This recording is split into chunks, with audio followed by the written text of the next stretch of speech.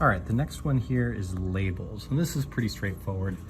We need to have labels on our axes. So in this particular setup, I have years. In this one, I'm looking at years up to an 80-year period, and I'm looking at erosion rates, okay? So down here, what I need to label this as is real simple. This is just years. But this axis here for erosion rates is a little bit different. So I'm just gonna write erosion. And it's going to be erosion in centimeters, okay? So if I can put units down, I wanna definitely include units. So always put the units there, put parentheses around them, if you can. Like years, I didn't have any kind of units, but for erosion, I did. Okay, so the last one is scale. Okay, now when we talk about scale, what we're looking at is using as much of the graph as we can. We don't want the graph to be just this one tiny little corner here.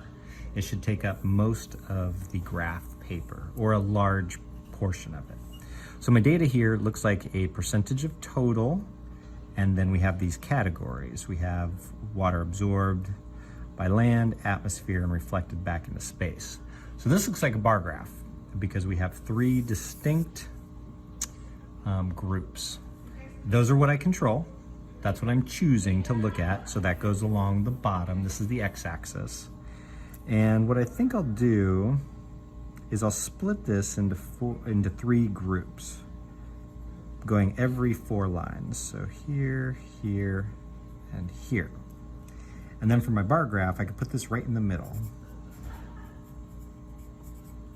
Absorbed by water. That's one of my groups. Absorbed by atmosphere. That's another group. And then I need the data that I'm going to collect, which goes along the y-axis. And the data that I collect is the percentage that is absorbed or reflected, okay?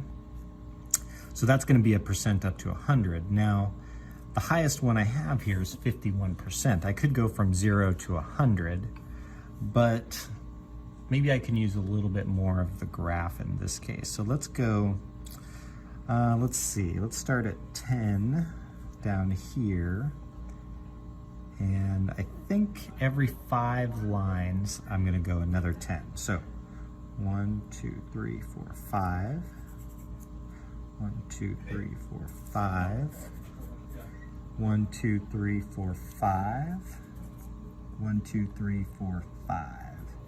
That takes me to 50. That would use most of it. The only problem here is I have 51 instead of 50. You can play around with that if you want. Like I said, you could start at 0 and go up to 100. You'd only use about half of the graph in your bars, but as long as you're still using a large portion here. And for the absorbed by water, I have 51%, so I think I would make my bar like this whole thing here. And I would shade that in. But again, I'm using a big proportion of my graph, not just a tiny. That's remember, this is about scale.